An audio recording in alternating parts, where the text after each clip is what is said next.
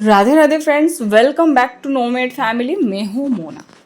अगर आप कुरुक्षेत्र आने का प्लान कर रहे हैं या फिर महाभारत और भगवत गीता से जुड़ी जगहों को करीब से देखना चाहते हैं तो आज का वीडियो आपके लिए है। आज हम आपको घुमाने वाले हैं कुरुक्षेत्र की 5 सबसे फेमस प्लेसेस। पहला ब्रह्मो सरोवर, सेकंड में है Jyotisar the birth place of Bhagavad Gita जहाँ पे भगवत गीता का जन्म हुआ था। थर्ड में है शेख चिल्ली का तंब जो कि कुरुक्षेत्र का मिनी ताजमहल कहा जाता है। एंड फोर्थ में है Kurukshetra panorama and science centre जहाँ पे आपको 360 डिग्री महाभारत व्यू देखने को मिलेगा। एंड फिफ्थ में श्री देवी को Bhadrakali temple, one of the 51 शक्तिपीठस जो कि 51 शक्तिपीठ में से एक है। बहुत सी चीज़ें आज आपको देखने को मिलेंगे। सो फ्रेंड्स, वीडियो को आखिर तक जरूर देखिए क्योंकि आखिर में मैं बताऊंगी अगर आपके पास सिर्फ एक दिन है तो सिर्फ आप इन सभी जगहों को कैसे कवर कर सकते हैं। तो चलिए शुरू करते हैं हमारी आज का स्पिरिचुअल, हिस्टोरिकल और कल्चरल जर्नी। राधे राधे दोस्तों, कैसे हैं आप सब? उम्मीद है आप सब ठीक होंगे। मैं भी ठीक हूँ। आज का ब्लॉग में जैसे कि आप सभी को पता है हम आए हैं करनाल से कुरुक्षेत्र और मैं कराने वाली हूँ कंप्लीट कुरुक्षेत्र का दर्शन। आइए देखते हैं।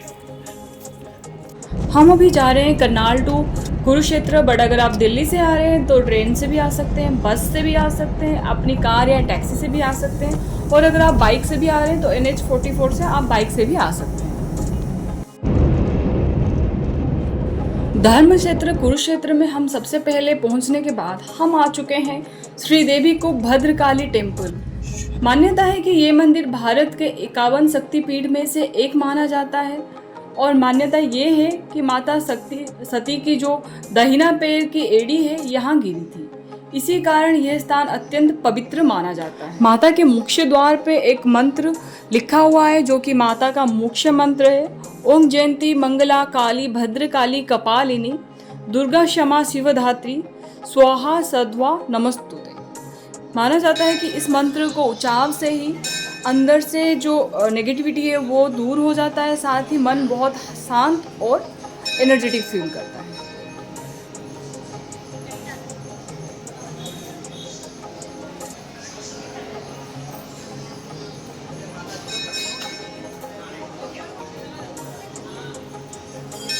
हरियाणा का एकमात्र प्राचीन शक्तिपीठ श्री देवी को भद्रकाली मंदिर। माता का मंदिर यहाँ पे सुबह 6 बजे से लेकर शाम का 7:30 बजे तक खुला रहता है और टाइमिंग यहाँ पे लिखा गया है, स्पेशली मेंशन किया गया है, तो आपको अगर देखना है तो आप पॉज करके भी देख सकते हैं। हम आए थे अर्ली मॉर्निंग, इसीलिए माता का दर्शन बहुत बड़ी आराम से हो गया। बट अगर आप सैटरडे आ रहे हैं या फिर कोई फेस्टिव डे में आ रहे हैं तो यहाँ पे माता का दर्शन के लिए भक्तों की, श्रद्धालुओं की लंबी लाइन लगी रहती है। ये मुख्य द्वार है माता का दर्शन के लिए, यहाँ से आप दर्शन कर सकते हैं।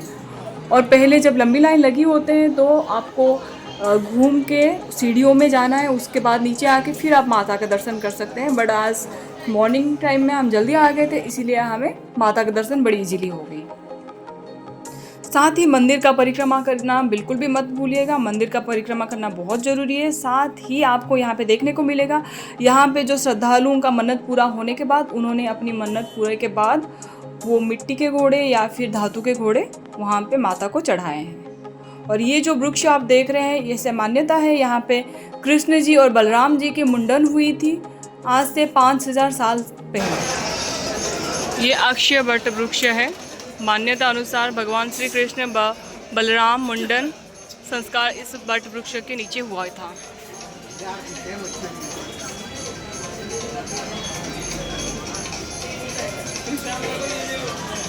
पाँच 6 हज़ार पहले का वट वृक्ष है और यहाँ पे मान्यता ऐसा है कि भगवान श्री कृष्ण और बलराम जी का यहाँ पे मुंडन किया गया था।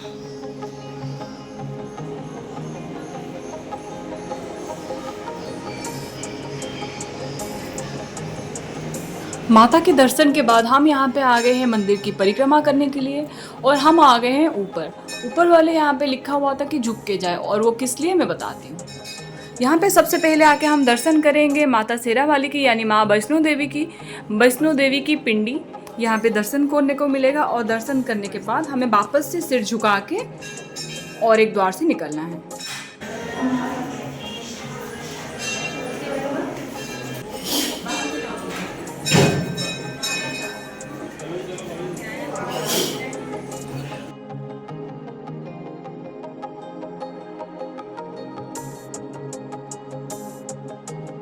मंदिर की जो वातावरण है वो बहुत शांत और भक्तिमय है। यहाँ पे बहुत अलग ही वाइब आती है, बहुत ही डिवाइन फीलिंग आती है यहाँ पे। अगर आप कुरुक्षेत्र आए हैं तो माता का दर्शन करना बिल्कुल भी मत भूलिएगा। ये आपका टॉप कुरुक्षेत्र के विजिटिंग प्लेस में से वन ऑफ द है, और साथ ही 51 शक्तिपीठ में से एक है। तो यहाँ पे आना बनता है और ज़रूर आके माता का दर्शन करके जाइए। इसके बाद हम आए हैं ब्रह्मो सरोवर। ब्रह्मो सरोवर आने के लिए कई द्वार है। हम आए हैं कृष्ण द्वार, 3 नंबर कृष्ण द्वार पे। ब्रह्मो सरोवर देखने में बहुत ही बड़ी है, जिसे भारत के सबसे पवित्र सरोवर में से एक माना जाता है। और साथ ही ऐसी मान्यता है कि सृष्टि की रचना से पहले भगवान ब्रह्मा ने यही यज्ञ किया था, और साथ ही महाभारत युद्ध से पहले दुर्योधन भी यहीं पे छुपे हुए थे।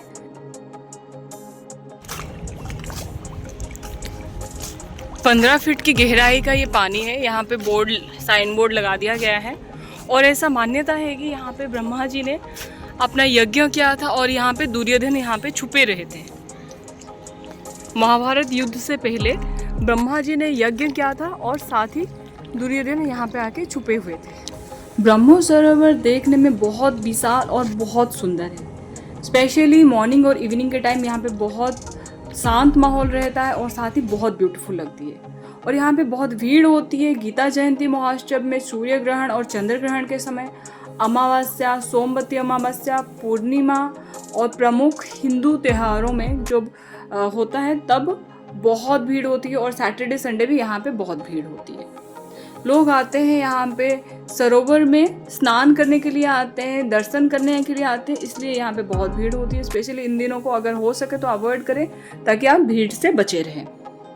ये जो आप दीवारों पे जो पेंटिंग देख रहे हैं, ये जो चित्रकला आप देख रहे हैं, ये महाभारत की पूरी कहानी को बयान करता है। यहाँ पे हर एक चीज़ का चित्र लगाए गए हैं, जिसमें आपको लगा लीजिए ब्रह्मा जी का यज्ञ से लेके द्रौपदी वस्त्रहरण से लेके महाभारत का युद्ध लगा लीजिए, या फिर आप लगा लीजिए भीष्म पितामह का सर सज्जा, या फिर विराट रूप, सब कुछ आपको इस चित्र के माध्यम से देखने को मिलेगा, और ये बहुत ही अद्भुत है।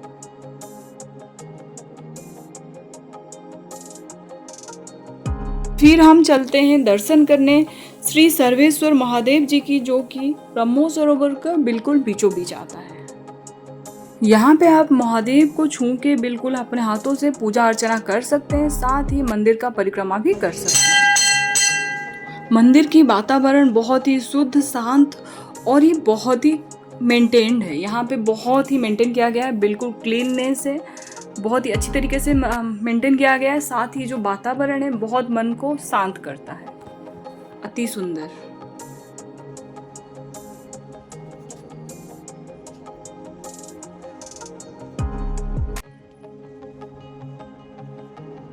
यहाँ पे श्रद्धालु का स्नान करने के लिए स्पेशली बाउंड्री लगाया गया है, क्योंकि बाउंड्री के बाहर का जो पानी है वो बहुत गहरा है, 15 फीट तक है, और बाउंड्री के अंदर जो पानी है वो कम है। तो आप अगर स्नान करने यहाँ पे आते हैं तो बाउंड्री के अंदर ही स्नान करें। साथ ही अगर आप यहाँ पे मछली को खाना देते हैं, दाना देते हैं, तो उस प्लेट को ध्यान करके डस्टबिन में ही डालें, क्योंकि यहाँ पे बहुत ही अच्छी तरीके से मेंटेन किया गया है। तो हमारी भी जिम्मेदारी बनती है उसको साफ ही रहने दें।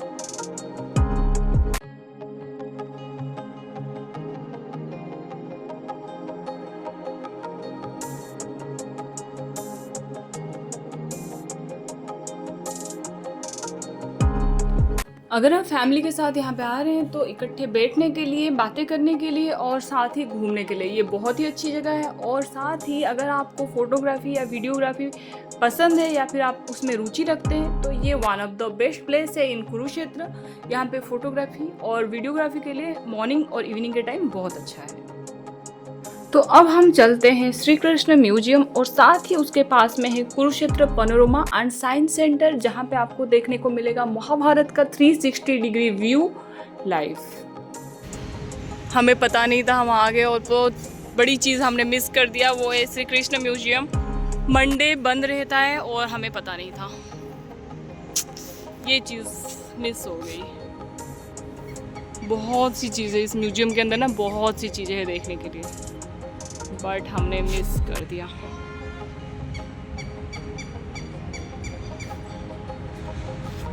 ये साइड गेट है, फ्रंट गेट जो है ना वो वहाँ से है, फ्रंट गेट। तो फ्रेंड्स, जैसे कि मैंने कहा, आप मंडे को स्किप करिए। अगर आप कुरुक्षेत्र आना चाहते हैं तो कोशिश करिए कि मंडे ना आए, दूसरे कभी भी कोई भी डे में आए, संडे भी आ जाए, चाहे कोई भी डे में आए, मंडे को छोड़ के, क्योंकि मंडे जो है कुछ चीज़ें बंद रहता है, क्योंकि वो सैटरडे संडे हॉलीडेज़ में खुला रहता है, तो मंडे का टाइम बंद रहता है। जैसे कि कृष्ण म्यूजियम हो गया या फिर यूनिवर्सिटीज़ म्यूजियम हो गया, तो इस टाइप की चीज़ जो है ना वो मंडे बंद रहता है।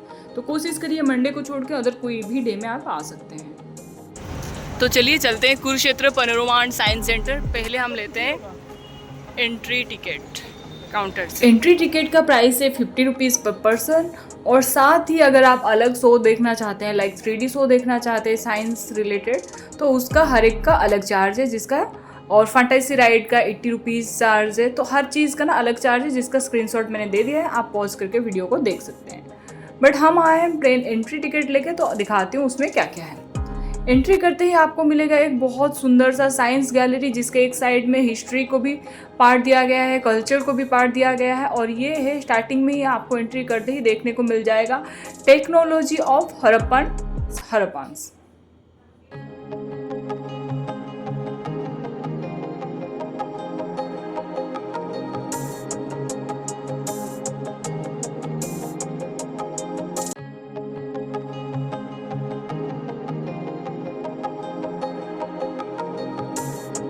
यहाँ पे आपको देखने के मिलेगा हमारी बहुत सारी मेडिसिनल जड़ी बूटियाँ, जो कि पहले यूज़ होते थे, खैर अभी भी होते हैं। साथ ही उसी के बिल्कुल पास में है पीत हैंडीक्राफ्ट, जहाँ पे हाथों से बनाई गई इतनी सुंदर सुंदर प्यारी प्यारी कारीगरी है। चाहे महाभारत का युद्ध को ले लीजिए, या फिर आप ताजमहल देख लीजिए, या फिर माता दुर्गा का प्रतिमा, और बहुत सी चीज़ें यहाँ पे सुंदर सुंदर कारीगरी देखने को मिलेगा, जो कि बहुत ही अद्भुत है। और बिल्कुल पीत हैंडीक्राफ्ट के पास ही आपको देखने को मिलेगा मार्बल हैंडीक्राफ्ट, जो कि पहले के टाइम में यूज होता था, बहुत ही सुंदर तरीके से बनाए गए हैं, और बिल्कुल बीचों बीच रखा गया है एक सुंदर सी प्रतिमा ऑफ लॉर्ड कृष्णा, यानी श्री कृष्ण की एक बहुत सुंदर सी हाथ से बनाई हुई मार्बल की प्रतिमा रखा गया है। ये तो हो गई हिस्ट्री, टेक्नोलॉजी एंड कल्चरल चीज़ें। अब देखते हैं साइंस की बहुत सारी एक्सपेरिमेंट और भी बहुत कुछ, तो चलिए देखते हैं। साइंस की शो भी है, जिसका हम अलग सा पे करके भी जा सकते हैं। वहाँ पे आपको देखने को बहुत सारी इंटरेक्टिव मॉडल्स देखने को मिलेंगे, और बहुत सारी अच्छी अच्छी चीज़ें देखने को मिलेंगी, साइंस के एक्सपेरिमेंट देखने को मिलेंगे। तो अभी हम चलते हैं देखने के लिए महाभारत का 360 डिग्री व्यू, जहाँ पे हम एक्सपीरियंस करेंगे। उसी समय में ऐसा लगेगा कि वहाँ पे हम लाइव देख रहे हैं।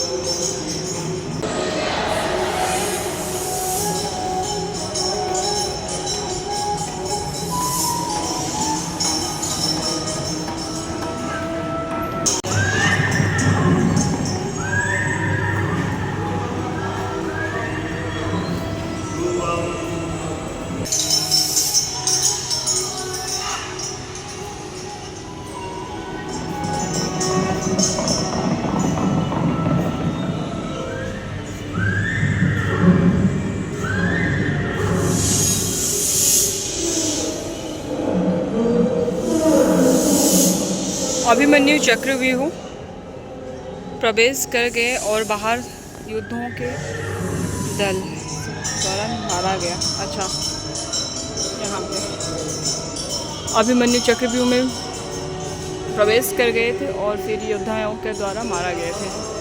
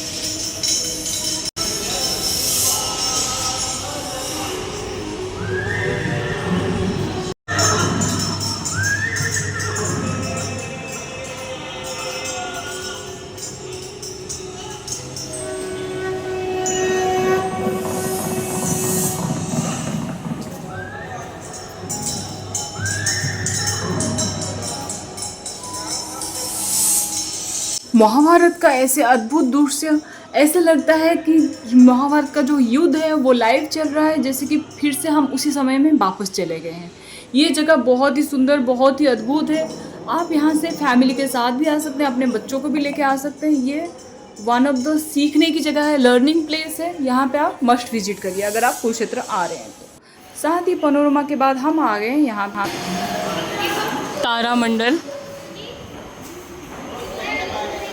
यहाँ पे कुछ राइड्स है, फैंटेसी राइड। तारामंडल और फैंटेसी राइड का आप अलग सा टिकट बना के आप टिकट काउंटर में ले सकते हैं, फिर आप यहाँ पे जा सकते हैं। कुरुक्षेत्र का ये पनोरमा एंड साइंस सेंटर देखने के बाद हम आ गए हैं ज्योति सरोवर पर, जो कि भगवान जहाँ पे गीता उपदेश दिए थे। और ये place one of the must visit place है। वो मैं क्यों बोल रही हूँ वो आप आगे पता चलेगा आपको। तो चलिए चलते हैं।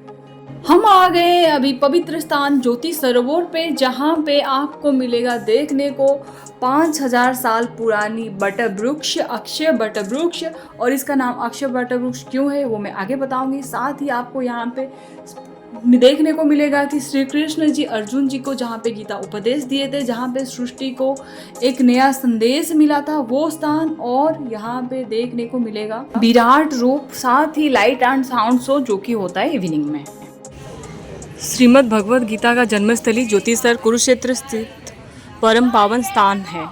ऐसा माना जाता है कि महाभारत युद्ध से पूर्व इसी स्थान पर भगवान श्री कृष्ण द्वारा अर्जुन को गीता का उपदेश दिया गया था। इसी स्थान पर भगवान श्री कृष्ण ने गीता का उपदेश देने के मध्य अपना विश्वरूप अर्जुन को दिखाया था। भगवान श्री कृष्ण द्वारा अर्जुन को दिखाए गए इस विश्वरूप का वर्णन श्रीमद् भगवद गीता के विश्वरूप दर्शन योग नामक 11वें अध्याय में वर्णित है। ये है वो पवित्र गीता उपदेश स्थली, जहाँ पे भगवान श्री कृष्ण जी ने अर्जुन जी को दिया था गीता उपदेश आज से 5000 साल पहले। और साथ ही ये रहा वो अक्षय बट वृक्ष। इसको अक्षय बट वृक्ष इसीलिए कहा जाता है क्योंकि ये 5000 साल से भी ज़्यादा जीवित है। और इस बट वृक्ष ने सुना था गीता उपदेश जब श्री कृष्ण जी को अर्जुन जी ने दिया था गीता उपदेश। साथ ही ये महाभारत युद्ध का साक्षी है, इसीलिए इस वृक्ष को अक्षय बट वृक्ष कहा जाता है। और इस वृक्ष के चारों तरफ परिक्रमा करते हैं। साथ ही ये है वो पवित्र स्थान जहाँ पे भगवान कृष्ण ने अर्जुन जी को दिखाया था अपनी विराट रूप। ये वो स्थली है। आइए हम सुनते हैं यहाँ पे पंडित जी से, जो ज्योति सरोवर में रहते हैं, और उनकी वाणी से हमें पूरा कुरुक्षेत्र और ज्योतिसर की महत्व और उसकी हिस्ट्री के बारे में पता चलेगा। चलिए चलते हैं। कुरुक्षेत्र धाम की जय। आज जिस पवित्र भूमि पर, पावन धरती पर हम लोग आए हैं, इसी पवित्र भूमि का नाम है ज्योतिसर। ज्योति मैंने प्रकाश, यानी के भगवान श्री कृष्ण जी ने इधर में ज्ञान का ज्योति जलाया गया था। और इस सरोवर का नाम पड़ा है ज्ञान का सरोवर, और दोनों को मिलाकर के बना इस गांव का नाम ज्योतिसर। सामने रथ के सामने मंदिर है आदि गुरु शंकराचार्य मंदिर। ये आदि गुरु शंकराचार्य जी जो थे, ये भगवान शंकर जी के ही अवतारी थे। कि जितने भी हमारे प्राचीन मंदिर हुए हैं या चारों धाम हुए हैं, सभी की जो खोज की थी, उनकी जो स्थापनाएं की थी, आदि गुरु शंकराचार्य जी ने की थी 1300 वर्ष पहले, जब काशी पीठ से होते हिमालय जा रहे थे। जब उन्होंने पूरे भारत को घूमा और पूरे मंदिरों की खोज की, वो घूमते घूमते यहाँ पर भी आए। और उन्होंने इधर में बैठ के जब पूरा मेडिटेशन किया, ध्यान किया, महसूस किया इस बात को, फिर उन्होंने कह दिया कि जो भगवान श्री कृष्ण जी ने गीता सुनाई थी वो ठीक इसी जगह पर ही सुनाई गई थी। ये कौरव और पांडवों के दोनों सेनाओं के बीच का मध्यम स्थान माना जाता है। कि रणभूमि में खड़े कौरव और पांडव जब आमने सामने खड़े थे तो अर्जुन कहने लगे भगवान श्री कृष्ण जी को कि प्रभु मेरा रथ ऐसी जगह पर लेकर के चलिए कि जहां से मैं दोनों सेनाओं को मध्यम भूमि से देख सकूं। तब श्री कृष्ण भगवान जी अर्जुन को इस स्थान पर लेकर के आए थे। भाई सामने खड़ी सेनाओं में जब अर्जुन पांडव को अपना परिवार देख करके यहाँ पर मोह हो गया कि मेरे काका, मेरे दादा, मेरे भाई, मेरे बंधु, मेरे गुरुजन तो अपने हैं प्रभु, मैं मारूं तो किसको मारूं। तब भगवान श्री कृष्ण जी ने फिर अर्जुन को 11वें अध्याय में दिव्य दृष्टि देते हुए यहाँ पर 18 अध्याय गीता के और 700 श्लोक सुनाए थे। तो गीता सुनाते समय ये पेड़ भी सदा सदा के लिए अमर हो गए थे। तभी उस पेड़ का नाम पड़ा है अक्षयवट। अक्षय मैंने जिसका शयना हो, जो हमेशा हमेशा के लिए जिंदा रहता है। युद्ध की शुरुआत भी यहीं से हुई थी और अर्जुन को विराट रूप के दर्शन भी जब दिव्य दृष्टि देकर के तीनों लोकों का ब्रह्मांड अपने मुख से दिखा दिया कि अर्जुन कण कण के अंदर तो मैं हूँ, क्षण क्षण के अंदर मैं ही समाहित हूँ। आप उठो और युद्ध का तैयारी करो। तो ये 48 कोस 156 किलोमीटर में महाभारत का युद्ध लड़ा गया था, जिसमें 5 जिले बन गए हैं। 182 तीर्थ रणभूमि के अंदर है। कुरुक्षेत्र तो पहले से धर्म क्षेत्र है। फिर करनाल जहाँ पर कर्ण मारा गया था, कर्ण का पहिया धसा था। फिर पानीपत, फिर जींद और कैथल। जींद जिले में युद्ध समाप्त हुआ था जहाँ पर कौरवों के पिंडदान किए थे पांडवों ने। 18 दिन तक युद्ध लड़े गए। 18 अध्याय गीता के हैं, 700 श्लोक है प्रभु जी उसमें। और 18 दिन तक महाभयानक युद्ध लड़े जाने के कारण यहाँ की जो मिट्टी थी वो लाल हो गई थी। आज दूर दराज से श्रद्धालु आते हैं, चाहे वो दिल्ली से आते हैं, मुंबई से आते हैं, महाराष्ट्र से आते हैं, भारत के किसी भी कोने से आते हैं। सभी का एक ही सवाल रहता है कि हमें वो लाल मिट्टी तो बताइए कि किधर है। लेकिन खेतों में तो कभी कभी गहरी खुदाई होती है या बोर का काम होता है तो लाल मिट्टी नजर आती है, लेकिन आम तौर पे दिखाई नहीं देती। 182 तीर्थों पर 33 कोटि देवी देवताओं का वरदान राजा कुरु ने प्राप्त किया था, जो कौरव और पांडवों के पूर्वज थे। राजा कुरु के नाम से कुरुक्षेत्र भूमि का नाम पड़ा और राजा कुरु को श्राप लगा हुआ था कि रात को पत्थर के हो जाते थे, दिन में पुनः जीवित हो जाते थे। जो थे कौरव पांडवों के पूर्वज थे। राजा कुरु को श्राप लगा हुआ था कि रात को पत्थर के हो जाते थे, दिन में पुनः जीवित हो जाते थे। कहते हैं राजा कुरु शिकार खेलते खेलते क्षेत्र में आए हुए बाण किसी तीर्थ के अंदर चला गया। शाम के समय से पहले राजा को घर लौटना होता था। आत्म रक्षा के लिए उस बाण को अपने साथ ले गए। बाण पर जो तीर्थ की मिट्टी लगी थी हाथ पर भी लगी और हाथ राजा का संजीव रहा, पूरा शरीर पत्थर का था। तो सुबह जब राजा उठे इस बात से बड़े प्रभावित हुए कि तीर्थों की मिट्टी से जब मेरा हाथ संजीवन रह सकता है तो मैं पाप मुक्त श्राप मुक्त भी हो सकता हूँ। इन्हीं तीर्थों की मिट्टी से राजा कुरु का उद्धार हुआ था। तब उन्होंने मुक्ति के लिए जो 8 नियम धर्म बताए गए हैं, सत्कर्म किए, धर्म किए, दान किए, योग किए और भगवान विष्णु जी की तपस्या की थी।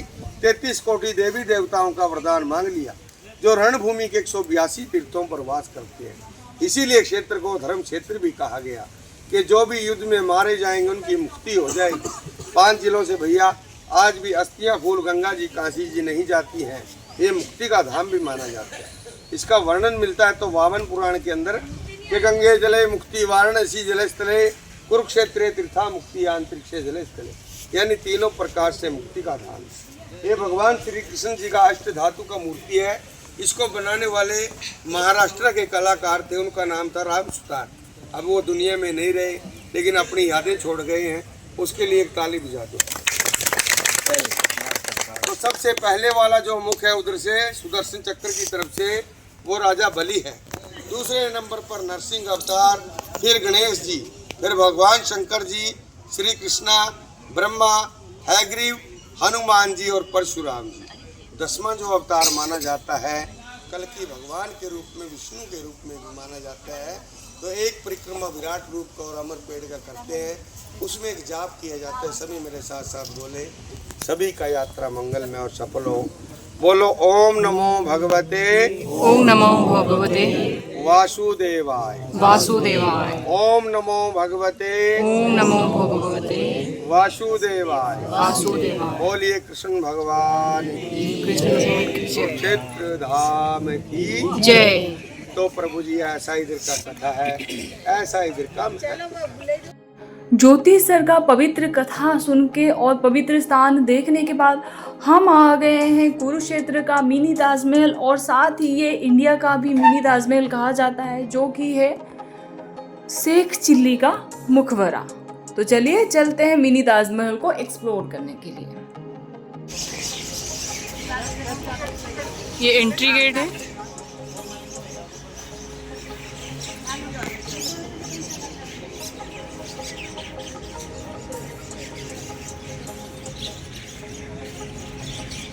सामने गार्डन एरिया है, पर पहले हम करते हैं टिकट और चलते हैं अंदर। टिकट करने का जो प्रोसीजर है वो ऑफलाइन नहीं हो रही है। टिकट काउंटर तो ये है, बट ऑफलाइन नहीं हो रही है। करना है आपको यहाँ पे स्कैन एंड पे दिस वन। टिकट की जो प्राइसिंग है वो है 20 रुपीज़ पर पर्सन, इंडिया सिटीजन के लिए, बाहर के लिए 250 रुपीज़, पर करना ऑनलाइन है। तो चलिए चलते हैं शेख चिल्ली मकबरा पे। चलिए चलते हैं। हम आ गए हैं शेख चिल्ली की टॉम्ब, यानी शेख चिल्ली का मकबरा। इस खूबसूरत मुगल स्टाइल मोनूमेंट को देखकर लोग इसे मिनी ताजमहल भी कहते हैं। अति सुंदर, बहुत ही सुंदर है और बहुत ही शांत जगह है ये। यहाँ की आर्किटेक्चर, गार्डन्स और शांत वातावरण आपको ज़रूर पसंद आएगा। और अगर आपको यहाँ पे अगर आपको फोटोग्राफी या वीडियोग्राफी करना पसंद है, कुरुक्षेत्र की सबसे फोटोजेनिक जगहों में से ये एक है।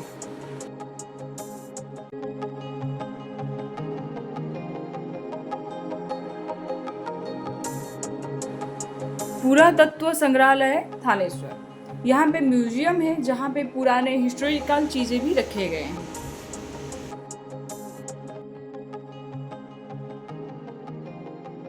म्यूजियम देखने के बाद और नीचे घूमने के बाद हम जा रहे हैं ऊपर, जो कि और भी सुंदर है। चलिए चलते हैं।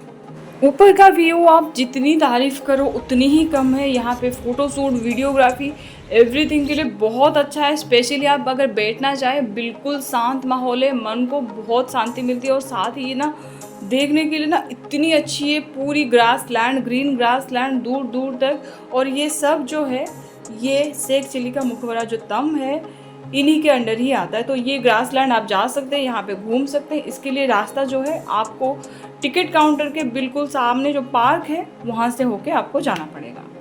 साथ ही यहाँ का जो व्यू है वो जस्ट लाइक वाव है। तो अगर आप कुरुक्षेत्र आ रहे हैं, शेख चिल्ली मुखबरा जो तंब है, ये one of the best visiting place ever है इन कुरुक्षेत्र। और ये जो है, ये स्पेशली फोटो लवर के लिए ये बेस्ट है ही है। और यहाँ पे फैमिली भी आ सकते हैं, कपल्स भी आते हैं, बट फैमिली के लिए भी ये बहुत अच्छी जगह है। तो अगर कुरुक्षेत्र आप आ रहे हैं तो यहाँ पे आप मस्ट विजिट करिए। अगर आपके पास सिर्फ एक दिन है कुरुक्षेत्र घूमने के लिए, तो आप इस हिसाब से घूमिए, इस रूट को फॉलो करिए और आराम से आप कुरुक्षेत्र घूम सकते हैं। साथ ही आप ब्रेक भी ले सकते हैं, रेस्ट भी कर सकते हैं। बहुत ही सुंदर सुंदर जगह है, आप सबको कवर कर सकते हैं। अगर आपको कुरुक्षेत्र का कंप्लीट टूर पसंद आया हो तो प्लीज़ जाने से पहले लाइक, शेयर और सब्सक्राइब जरूर करें। और साथ ही मुझे कमेंट सेक्शन में ज़रूर बताइए कि आपको इन सब जगहों में से कौन सी जगह ज़्यादा पसंद आई। फिर मिलते हैं एक नई जगह, नई अनुभव के साथ और एक नई ब्लॉग में। तब तक के लिए थैंक्स फॉर वॉचिंग, और प्लीज़ जाने से पहले लाइक, शेयर एंड सब्सक्राइब करना मत भूलिएगा। Bye bye. ये थी आज का कुरुक्षेत्र दर्शन और साथ में ये शेख चिल्ली टॉम्ब। तो अभी चलते हैं हम वापस अपने घर। यहाँ तक वीडियो देखने के लिए thanks for watching. Bye bye. मेरी बेटी मेरी वेट कर रही होगी, और यहाँ तक आपने वीडियो देख लिया है तो जाने से पहले प्लीज़ इस वीडियो को लाइक, शेयर और सब्सक्राइब करना मत भूलिए। Thanks for watching. Bye bye.